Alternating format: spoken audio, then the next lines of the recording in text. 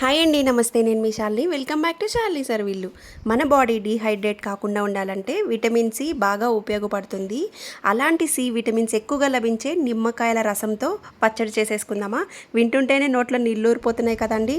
ఇంకెందుకు ఆలస్యం, వచ్చేయండి. ముందుగా ఒక 10 నిమ్మకాయలని ఈ విధంగా జ్యూస్ తీసేసుకొని ఇందులో సీడ్స్ అంతా వడకట్టేసి ఒక పక్కన పెట్టుకోవాలి. ఆ తర్వాత ఒక 20 వరకు ఎండుమిర్చి తీసుకుంటున్నాను. 3 స్పూన్ల ధనియాలు, 2 స్పూన్ల ఆవాలు, 1 స్పూన్ మెంతులు, గడ్డి ఇంగవని ఈ విధంగా ముక్కలు చేసి తీసుకుంటున్నాను. ఆ తర్వాత ఒక 1/2 కప్పు మినప్పప్పు ఎందుకు తీసుకుంటున్నాను అనేది మళ్ళీ చెప్తానండి. ఇప్పుడు స్టవ్ ఆన్ చేసుకొని ఒక కడాయి పెట్టుకొని అందులో ఎండుమిర్చి మన కారంకి తగ్గట్టుగా తీసుకోవాలి. ఆ తర్వాత ధనియాలు, ఆవాలు, మెంతులు ఇవన్నీ కూడా వేసుకొని మీడియం ఫ్లేమ్లో పెట్టుకొని ఎండుమిర్చి మాడిపోకుండా ధనియాలు ఇవన్నీ వేగాక మంచి ఫ్లేవర్ వస్తుంది, అంతవరకు వేయించుకోవాలి. ఆ తర్వాత ఇందులోకి మనం దంచుంచుకునే ఇంగువ పొడి కూడా వేసేసుకొని మంచిగా వేయించుకోవాలి. మంచి స్మెల్ వస్తుందండి. స్టవ్ ఆఫ్ చేసి పక్కన పెట్టుకుంటున్నాను. ఆ తర్వాత ఇంకొక కడాయిలోకి మనం తీసి ఉంచుకున్న మినపప్పునంతా కూడా డ్రై రోస్ట్ చేసుకోవాలి. ఈ విధంగా కలర్ మారేంత వరకు వేయించుకోవాలి. ఆ తర్వాత దీన్ని పొడి చేసి పక్కన పెట్టుకుందాం. మనం తీసుంచుకున్న నిమ్మకాయ పులుసునంతా కూడా ఒక మిక్సింగ్ బౌల్లోకి తీసుకొని ఒక 2 స్పూన్ల ఉప్పు, 1 స్పూన్ పసుపు, ఒక 3 స్పూన్ల కారం కూడా వేసుకొని ఇవంతా కూడా పులుసులో బాగా కలిసే విధంగా స్పూన్ తీసుకొని మంచిగా మిక్స్ చేసుకోవాలి.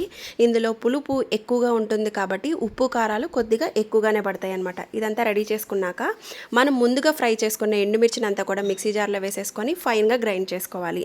ఇలా గ్రైండ్ చేసుకున్న ఈ మిర్చి పౌడర్ని అంతా కూడా ఈ పచ్చడిలో వేసేసుకొని బాగా మిక్స్ చేసుకోవాలి. అలాగే ముందుగా వేయించుకున్న మినపప్పు పొడిని కూడా వేసేసుకొని బాగా కలిపేసుకోవాలి. ఇక్కడ నిమ్మకాయల పులుసుతో పచ్చడి చేస్తున్నాం కదా, అది కొద్దిగా పలుచగా ఉంటుంది. ఈ విధంగా మినపప్పు పొడిని వేసుకోవడం వల్ల పచ్చడి అనేది కొంచెం చిక్కబడుతుంది. అలాగే టేస్ట్ కూడా చాలా బాగుంటుంది అన్నమాట. ఇప్పుడు ఈ పచ్చడికి తాలింపు పెట్టేసుకుందాము. కొంతమందికి ఆవకాయ పచ్చడి అంటే చాలా ఇష్టం. అందులో ఆవకాయ ముక్క కన్నా కానీ గుజ్జు అంటే ఎక్కువ ఇష్టపడుతుంటారు. అలాంటి వాళ్ళు ఈ నిమ్మకాయ రసం పచ్చడి ట్రై చేశారంటే సేమ్ ఆవకాయ పచ్చడి తిన్న ఫీలింగ్గానే ఉంటుందన్నమాట. ఈ పచ్చడి కనీసం 3 నెలల వరకు నిల్వ ఉంటుందండి. ఈ పచ్చడిని ఇడ్లీ, దోశ, పొంగలి, పునుగులు ఇంకా వేడి వేడి అన్నంలోకి అయితే అబ్బా అసలు చెప్పనవసరం లేదు, అంత బాగుంటుంది. ఇలా కొంతకాలం నిల్వ ఉండే పచ్చళ్ళకి నూనె మాత్రం కాస్తంత ఎక్కువగానే పడుతుంది.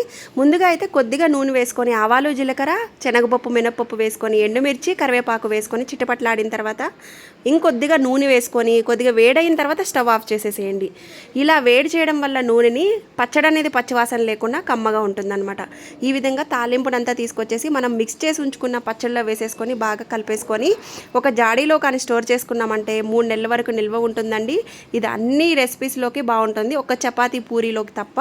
మీరు తప్పకుండా ట్రై చేసి మీ ఫీడ్బ్యాక్ని నాతో కామెంట్ సెక్షన్లో షేర్ చేయండి. ఈ వీడియో నచ్చితే కనుక మీ ఫ్రెండ్స్ అండ్ ఫ్యామిలీ మెంబర్స్కి షేర్ చేయండి. Thanks for watching.